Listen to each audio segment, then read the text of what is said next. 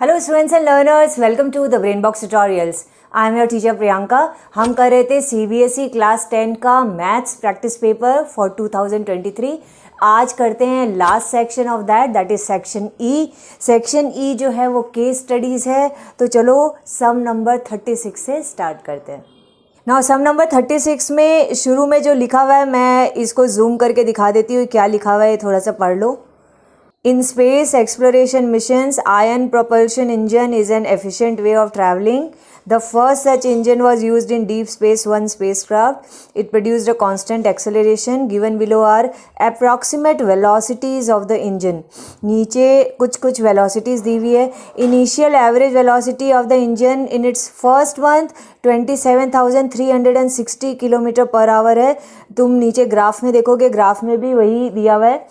फिर है when the spacecraft passed the asteroid Braille, it reached an average velocity of 55,800 kilometre per our. Now ये may be ये use आ जाए बाद में हमको ये पर्टिकुलर इन्फॉर्मेशन, क्योंकि ये जो ग्राफ दिया हुआ है ना इसमें ब्रेल में पहुंचा और उसकी स्पीड जो है वो नहीं दी हुई है. ग्राफ में तो लास्ट स्पीड जो है एवरेज वेलोसिटी जो है वो 45,135 दी हुई है 6th मंथ में, यानी कि ब्रेल में 6th मंथ के बाद ही पहुंचता है एस्टेरॉयड ब्रेल में. लिखा हुआ है फिर based on the first 6 months of the space once monthly average velocity the following table was created. तो ये वो ग्राफ है और टेबल है, साथ साथ जो ग्राफ है वो टेबल से ही बनाया हुआ है. तो फर्स्ट 6 months में इस वेलोसिटी से चल रहा था.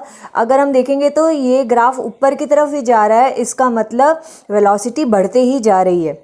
ओके, अब नंबर 1 क्वेश्चन पूछता है does the average monthly velocity in kilometre per hour form an arithmetic progression, justify your answer. तो हम देखते हैं पहला कि क्या ये पर्टिकुलर वेलोसिटीज़ एपी क्रिएट कर रहा है क्या. अगर ये एपी क्रिएट कर रहा है तो क्या हम देखेंगे कि second term minus first term is equal to third term minus second term होना चाहिए. मतलब कि कॉमन डिफरेंस जो है वो सेम होना चाहिए ना. तो अब हम देखते हैं ये होता है क्या. तो देखो सेकेंड टर्म है 30,915 और फर्स्ट टर्म है 27,360. इसको हम सॉल्व करते हैं और सेकेंड टर्म तो ये रहा 30,915. थर्ड टर्म है 34,470. अब मैं सब्ट्रैक्ट करती हूँ इसका वाला पार्ट पहले. इसमें आया 3,555. इसका भी देखते हैं और इसमें भी आया 3,555. तो as the terms have common difference, उनका डिफरेंस इक्वल है तो कॉमन डिफरेंस है, therefore velocities are in AP.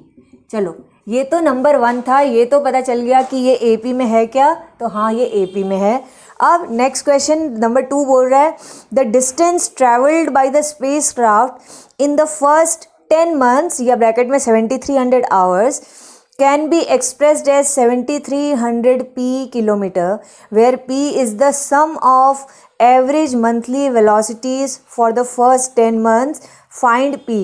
तो हमको p पता करना है और p बोल दिया है कि सारे एवरेज मंथली वेलोसिटीज़ 10 months तक के उनका सम है. तो चलो सम निकालते हैं.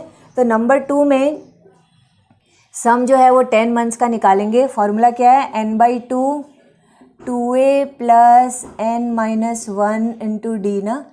तो 10 टर्म्स है, 10 months है इसलिए n 10 लेते हैं.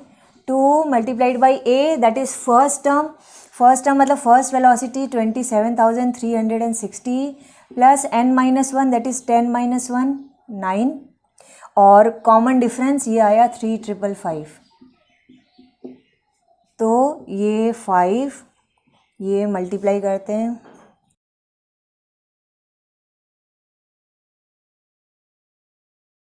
तो is equal to 5 multiplied by, इन दोनों को अगर हम प्लस करें तो आता है 5 9 to 11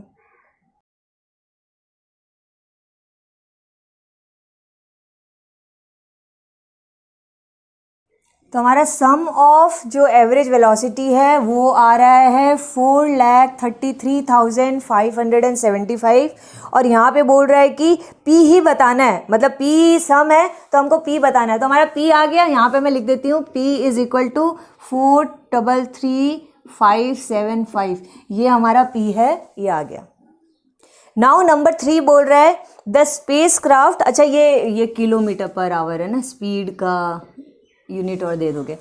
अच्छा, अब नंबर 3 बोल रहा है the space craft pass the comet Borelli 15 months after it passed Braille. तो देखो 6 मंथ्स तक तो ब्रेल ही नहीं आया था, ब्रेल कोई भी मंथ में आया हो उसके बाद में, क्योंकि 15 मंथ के बाद में है ना, तो दैट वाज क्या था वो, बोरेले, दैट वाज कॉमेट। अब बोल रहा है find the average monthly velocity of the space craft when it passed Borelli 15 months after it passed Braille, तब फिर बोरेली आया और बोरेली में उस टाइम उसकी एवरेज वेलोसिटी क्या थी, यानी वो वाला टर्म निकालना है हमको। तो मैं एक काम करती हूँ, सबसे पहले तो मैं ये रिमूव कर देती हूँ, इसमें से मुझे P और तो नहीं चाहिएगा, कॉमन डिफरेंस सिर्फ याद रखना पड़ेगा 3,555 है, बाकी सब रिमूव कर देती हूँ। ओके, तो अब करते हैं थर्ड नंबर। तो वहाँ लिखा है कि ब्रेल से, ये ब्रेल है, देखो समझ लो यहाँ पे ब्रेल है, अभी ब्रेल से 15 मंथ्स के बाद में ये आया दूसरा comet that was Borelli, 15 months के बाद आया, 15 मंथ्स गुजर चुके थे, इसका मतलब बोरेली हमको एपी के हिसाब से हम देखें तो इट इज़ 16th टर्म, ठीक है, और ब्रेल से बाद में आए तो ब्रेल को हम फर्स्ट टर्म मानते हैं। तो ब्रेल में स्पीड जो है वो ऑलरेडी दिया हुआ है ना स्पेसक्राफ्ट का, that is 55,800 kilometre per our है, इसको हम फर्स्ट टर्म माने। और यहाँ से अब देखते हैं 16th टर्म, जहाँ बोरेली में जब आया तो वो ये 16th टर्म हुआ क्योंकि 15 मंथ्स होने के बाद आया, तो 16th मंथ में बोरेली में क्या स्पीड थी। तो कॉमन डिफरेंस तो हमको पता ही है 3,555 किलोमीटर पर आवर का है। तो 16th टर्म निकालते हैं, term number 16 that is in Borelli. 16th term formula है a plus n minus 1 into D, that is a plus n minus 1 यानी 16 माइनस 15d हो गया। तो a है हमारा 55,800 plus 15 multiplied by common difference 3,555। चलो अभी इसको हम सॉल्व करते हैं, 15 से मल्टीप्लाई करते हैं।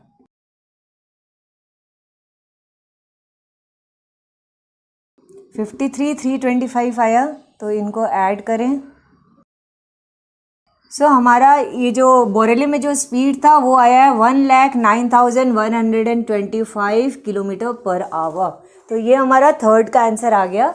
अभी थर्ड में एक और वाला भी सम है, ये दिया है और में after how many months did the space craft pass Braille, show your work.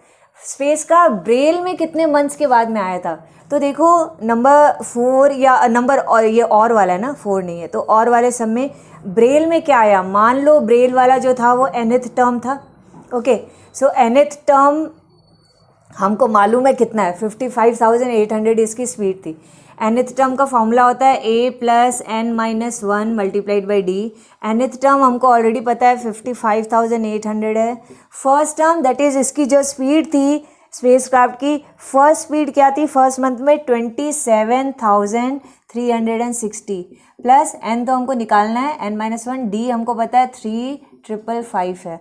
अब इसको सॉल्व करते हैं, इसको मैं इधर ले आती हूँ, माइनस हो जाएगा 55,800 minus 27,360 is equal to n minus 1 3,555 multiplied, that is, इसको माइनस करें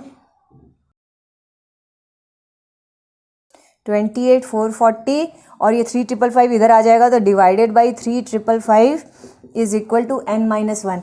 अब मैं बाकी का काम इधर कर लेती हूँ, इसको रिमूव करके।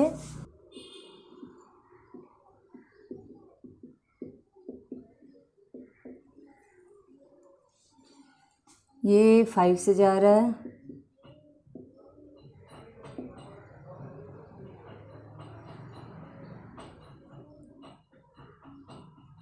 नाइन से जा रहा है,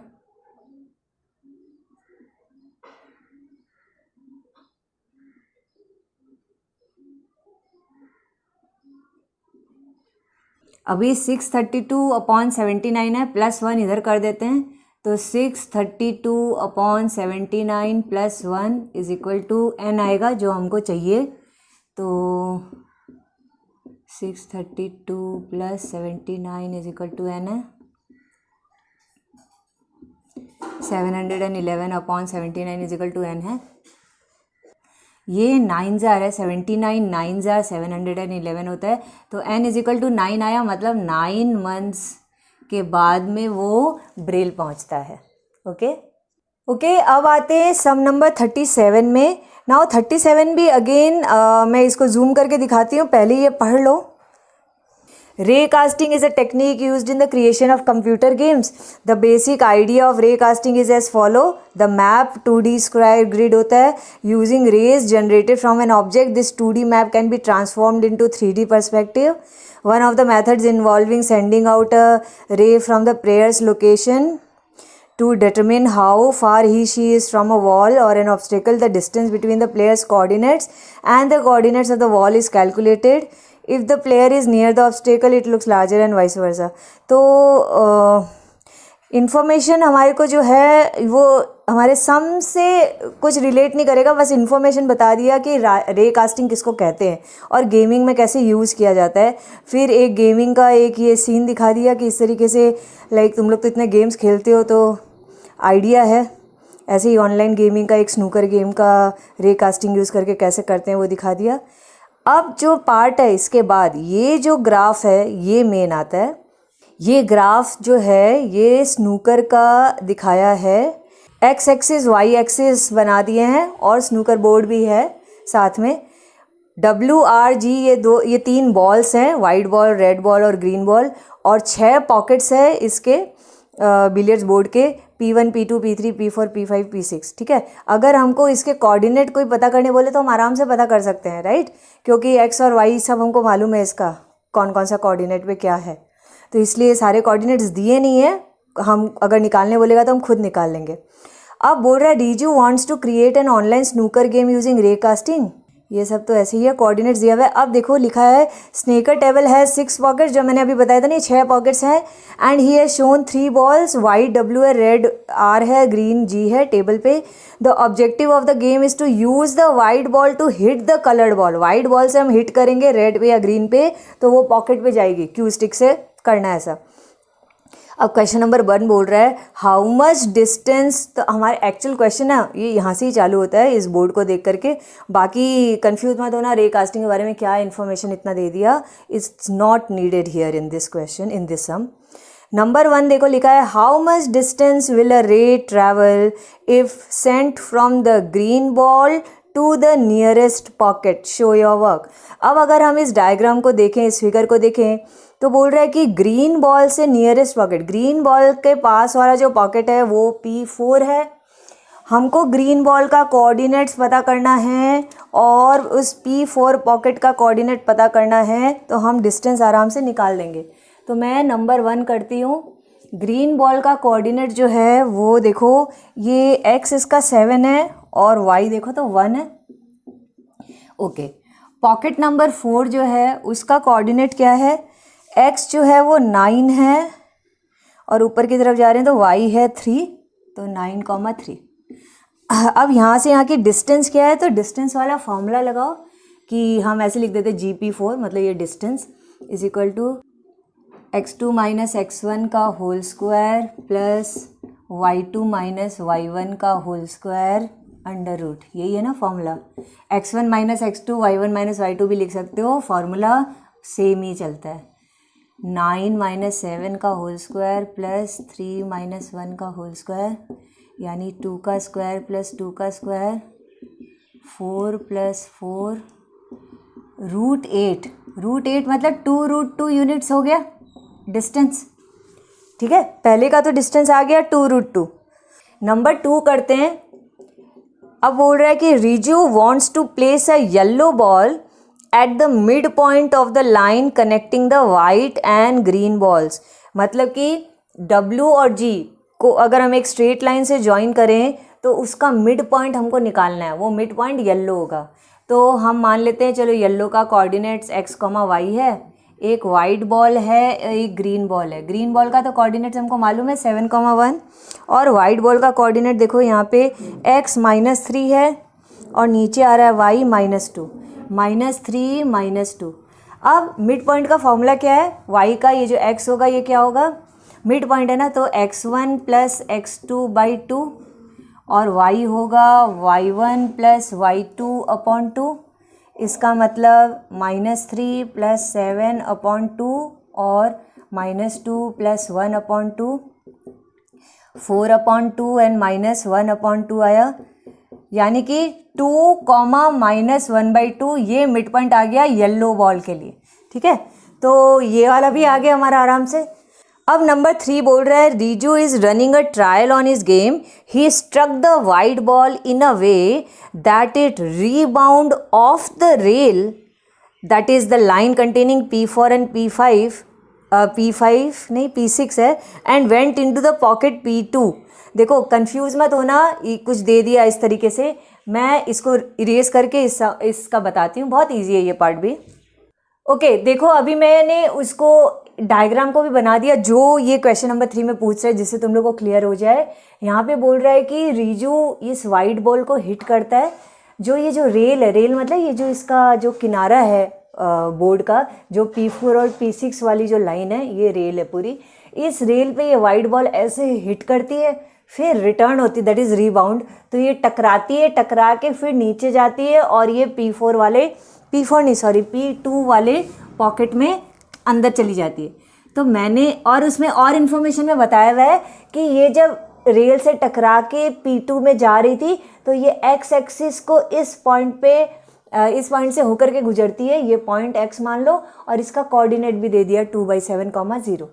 P2 का मैंने फिगर से निकाल लिया, देखो फिगर में P2 का बहुत इजीली आ जाएगा 2, -4, और बोल रहा है ये रेल और x के बीच की दूरी और x और P2 के बीच की दूरी, ये रेशियो जो है, दिस रेशियो इज़ 3:4। तो मैं ये 3:4 रेशियो भी यहाँ लिख देती हूँ, m:n वाला। और अब हमको बोल रहा है बताओ ये रेल के कोऑर्डिनेट्स क्या है। ठीक है, मानो ये रेल के कोऑर्डिनेट्स x1 y1 है, तो मुझे ये निकालना है। ठीक है, तो जब ये सम को हम डायग्राम के थ्रू बनाते हैं तो हम देखते हैं सिंपल डिस्टेंस सेक्शन का एक जो सेक्शन फॉर्मूला वाला एक सम है। तो फॉर्मूला क्या है, x होता है mx2 + nx1/m+n, और y होता है my2 + ny1/m+n। ठीक है, अब x हमको पता है, यहाँ पे जो मतलब बीच में जो पॉइंट था वो तो 2/7 है, m3 है, n4 है, तो 3 ये x2 y2 मानते हैं, ये x1 y1 तो है ही, तो mx2 मतलब 3 × 2 + 4 × x1/m+n, दैट इज़ 3 + 4। फिर y हमको पता है 0 है, तो 0 = 3 × -4 + 4 × y1 हमको निकालना है, वापस 3 + 4। ठीक है, अब इसको हम सॉल्व करते हैं। ये 7 आया, 7 को 2/7 से मल्टीप्लाई करेंगे, ये करते हैं, 7 कट गया, 2 - 6, तो x1 आएगा हमारा -4/4, दैट इज़ -1। x1 तो -1 आ गया, 3 4 7, 7 0 0 आता है, इधर तो 0 है, इधर है -12 + 4y1, यानी कि 12 = 4y1, तो y1 हो गया 12/4, दैट इज़ 3।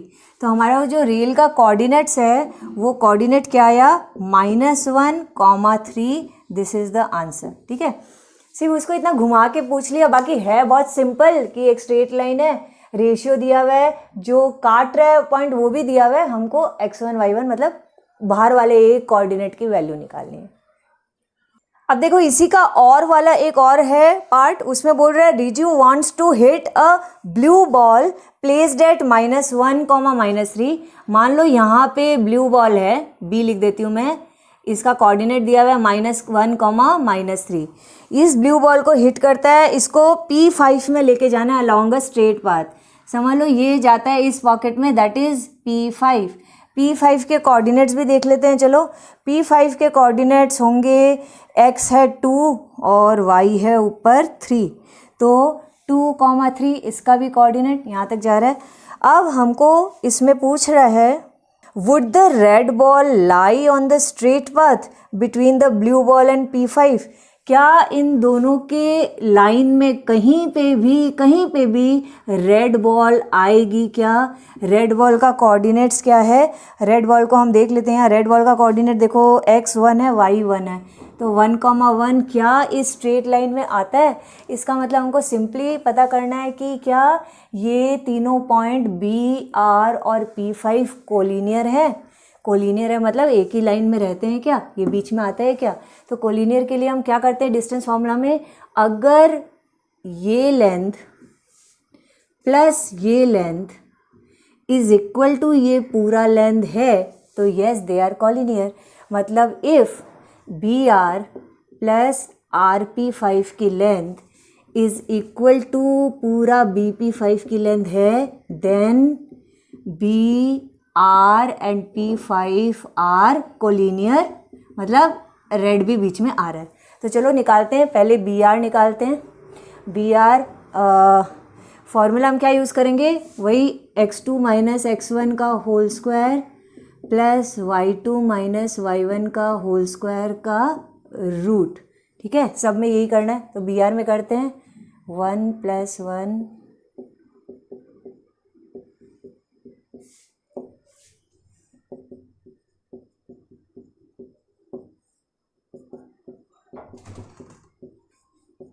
√20 हो गया।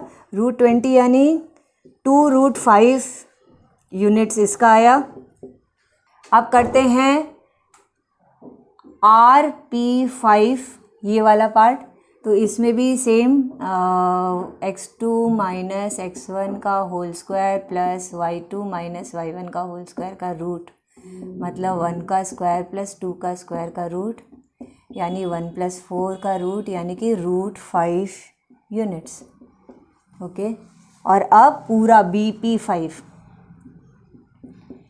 तो 2 माइनस माइनस 1, 2 + 1 का whole square plus 3 minus minus 3 + 3 का होल स्क्वायर, इसका रूट, यानी 3 का स्क्वायर प्लस 6 का स्क्वायर का रूट, 9 + 36 का रूट, 45 का रूट, यानी कि 3√5 होता है।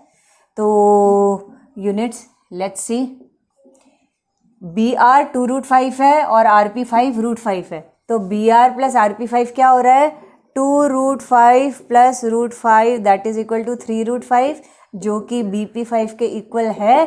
दैट मीन्स रेड बॉल जो है ये लाई करती है इस पाथ पे, तो red ball lies on this line. Okay, now sum number 38, again मैं जूम करके दिखाती हूँ, ये पढ़ लो पहले। Surya Kiran is an aerobatics demonstration team of the Indian Air Force and was formed in 96. In Surya Kiran demonstration, fighter pilots performed aerobatic maneuvers in group of 3 to entertain an audience.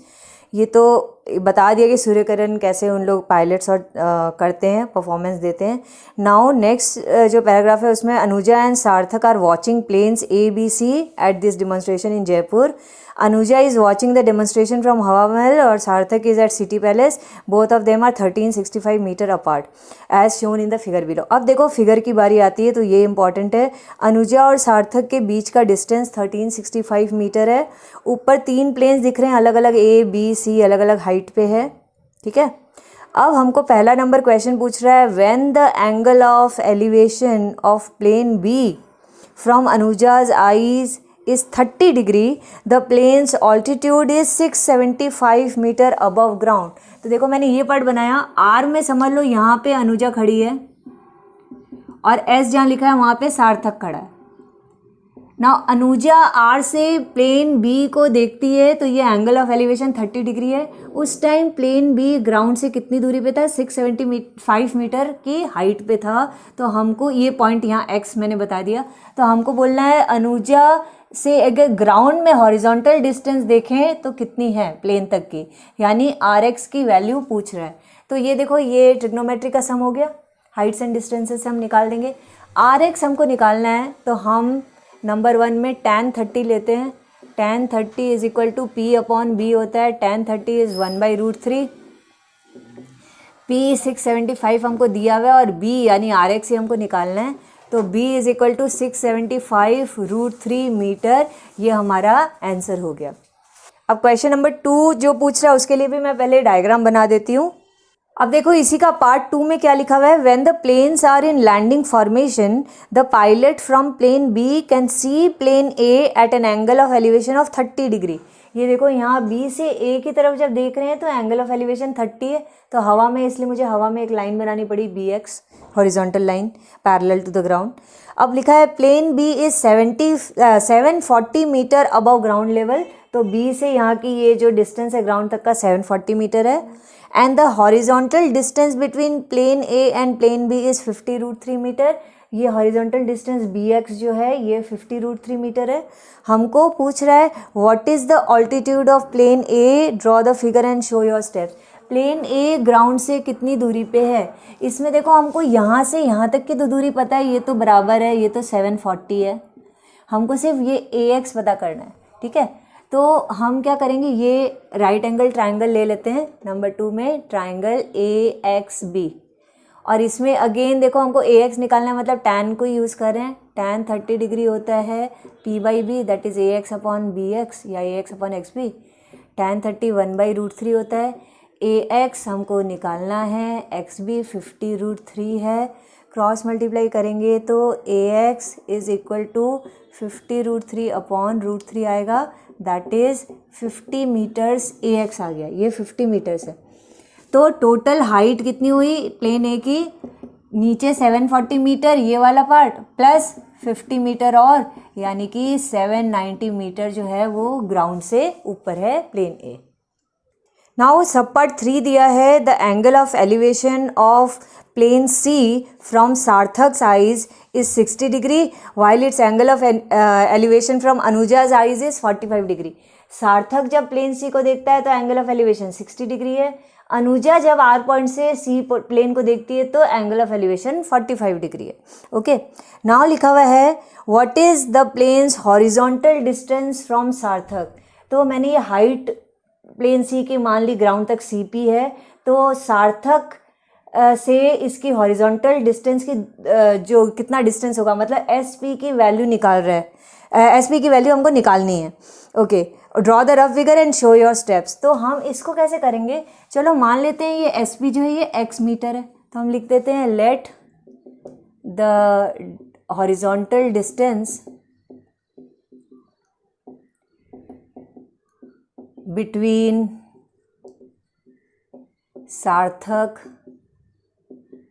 And plane C, ठीक है, horizontal distance बोल रही है, तो B X meter. Therefore RP कितना होगा, 1365 में से X माइनस कर दो, ये RP मतलब अनुजा से ये पॉइंट की दूरी, हॉरिजॉन्टल डिस्टेंस पूरे 1365 से X माइनस। ओके, अब हम अलग अलग लेते हैं, तो पहले हम ट्राइंगल लेते हैं अनुजा वाला RPC में। RPC में हम ये हाइट निकालते हैं CP, तो tan 45 होगा, tan 45 degree is equal to P upon B, मतलब CP upon 1365 minus X। tan 45 1 होता है, तो 1 is equal to CP upon 1365 minus X, यानी CP की वैल्यू 1365 माइनस X मीटर आ गई ये, ठीक है। अब हम लेते हैं ये वाला ट्राइंगल सार्थक और प्लेन वाला, मतलब SPC लेते हैं। इस ट्राइंगल में अगेन हम tan ही लगाते हैं, तो tan 60 degree is equal to P upon B होता है, मतलब CP अपॉन SP होता है। tan 60 इज √3, CP अभी अभी हमने निकाला है 1365 माइनस X, और ये SP की वैल्यू हमने मानी थी कि X है। अब हम क्रॉस मल्टीप्लाई करें तो √3x is equal to 1365 minus X, x एक तरफ रखते हैं, √3x plus x is equal to 1365, x common लिया, √3 प्लस 1 और यहाँ 1365, तो x इज इक्वल टू क्या हुआ, 1365 डिवाइडेड बाई √3 प्लस 1, इतना मीटर आंसर आया है। ठीक है। दिस विल बी x, मतलब this will be the horizontal distance between सार्थक एंड प्लेन सी, ठीक है। अब देखो इसी में और वाला भी एक पार्ट है, लिखा है during a manoeuvre the pilot from plane A can see Anuja at an angle of depression of 60 degree and Sarthak at an angle of depression of 30 degree. Point A से, मतलब प्लेन ए से जो पायलट है वो अनुजा को देख रहा है, एंगल ऑफ डिप्रेशन 60 डिग्री, इसलिए मैंने ऊपर बनाया, बट ऑल्टरनेट इंटीरियर एंगल होता है तो 60 यहाँ पे भी हो गया। और वो सार्थक को वही एंगल ऑफ डिप्रेशन 30 से देख रहा है, तो अगेन एंगल ऑफ एलिवेशन भी 30 हो गया, दोनों अल्टरनेट इंटीरियर एंगल है। हमको पूछ रहा है what is the altitude of the plane, draw the figure and show your step. तो ये ऑल्टीट्यूड, ये हाइट जो है ग्राउंड तक की AP मैंने मान ली, ये AP की वैल्यू हमको निकालनी है। तो इसको हम कैसे करेंगे, अगेन ऐसा करते हैं, जो हाइट पूछ रहा है उसको हम मान लेते हैं x, ठीक है। तो ये जो और वाला सम है इसमें हम बोलते हैं let the height of plane A be x meter, ठीक है। अब हम ट्राइंगल लेते हैं, पहले अनुजा वाला ARP, इसमें x है, ये वाला पार्ट RP निकालते हैं। तो हम tan 60 लेते हैं, tan 60 degree is equal to P upon B होता है, tan 60 is √3 is equal to x upon B, that is RP हमको नहीं मालूम तो RP ही रखो, और क्या। तो x की RP क्या हो गया यहाँ पे, RP is equal to x upon √3। RP की वैल्यू अब हम लेकर के आ गए, कितनी है, x अपॉन √3, ठीक है। अब हम करते हैं दूसरे वाले ट्रायंगल में कैलकुलेशन। तो हम ट्रायंगल लेते हैं APS, ठीक है, ट्रायंगल APS, इसमें भी tan 30 degree is equal to P by B, tan 30 is 1/√3, P हमारा x है, B जो है ये इतना सा पार्ट है PS, मतलब कि पूरे 1365 में से माइनस कर दें ये x अपॉन √3, है ना। अब हम इसको सॉल्व करें, क्योंकि हमने RP की वैल्यू इसमें डाल दी, इसको सॉल्व करें तो x आ जाएगा ना। तो हम थोड़ा सा पहले इधर कैलकुलेशन कर लें जिससे कि सॉल्व करना इजी हो जाए। 1/√3 is equal to x upon, यहाँ √3 LCM में 1365 √3 माइनस x, अब ये एकदम नीचे वाला √3 बिल्कुल ऊपर चला जाएगा, तो 1/√3 is equal to √3x upon 1365 √3 minus x। अब क्रॉस मल्टीप्लाई करते हैं, तो क्रॉस मल्टीप्लाई में होगा √3 into √3 3x is equal to 1365 √3 minus x इधर आ गया तो प्लस x हो गया, तो 3x plus x is equal to 1365 √3, 4x is equal to 1365 √3, तो x की वैल्यू आ गई हमारी 1365 √3 अपॉन 4 मीटर। ये कट तो हो नहीं रहा है तो यही रखते हैं, या फिर हम पॉइंट में भी रख सकते हैं, मतलब 4 से इसको डिवाइड करें तो 4 3 जा 12, 341.25 √3 मीटर, ऐसे करके भी छोड़ सकते हो या फिर फ्रैक्शन में भी छोड़ सकते हो। तो इस सम के साथ सेक्शन ई खत्म होता है। सेक्शन ई मतलब पूरा मैथ्स का पेपर हमने खत्म कर दिया, मैथ्स का प्रैक्टिस पेपर। नाउ इस प्रैक्टिस पेपर को प्रैक्टिस तो तुमको करना ही है, बट टेंस्ड मत होना, बिकॉज ऐसा सेम पेपर नहीं आने वाला है, ये अच्छे से समझ लो। ऐसे कुछ सम्स हो सकते हैं, कॉन्सेप्ट बेस्ड सम हो सकते हैं, हर पेपर में कुछ टफ होते हैं, कुछ इजी होते हैं, कुछ मॉडरेट सम्स होते हैं। बहुत ही रेयरली ऐसा होता है कि पूरा पेपर ही इजी आ गया, बाकी तो पता नहीं कैसा पेपर आएगा। बट प्रैक्टिस बिल्कुल बढ़िया होनी चाहिए कि कॉन्सेप्ट एकदम क्लियर होना चाहिए कि अब कैसा भी आए हम अपना 100% देंगे। तो जब भी सम सॉल्व करो तो सम अगर बहुत बड़ा लग रहा है, कॉम्प्लिकेटेड लग रहा है, तो उसको छोटे छोटे पार्ट्स में डिवाइड कर लो। छोटे छोटे से जो पार्ट है, एक साथ पूरा पढ़ करके और कंफ्यूज नहीं होना क्या लिख दिया, छोटे छोटे से पार्ट में उसको सॉल्व करना चालू करो। जिसके डायग्राम्स बना सकते हो, डायग्राम्स बना करके समझ के फिर सॉल्व करो तो ईजी हो जाएगा। ओके, अगर ये एक्सप्लेनेशन समझ में आई है तो वीडियो को लाइक करो, कमेंट करके बताओ, और अपने फ्रेंड्स के साथ शेयर करना बिल्कुल नहीं भूलना, because sharing is caring. Bye bye, जय हिंद।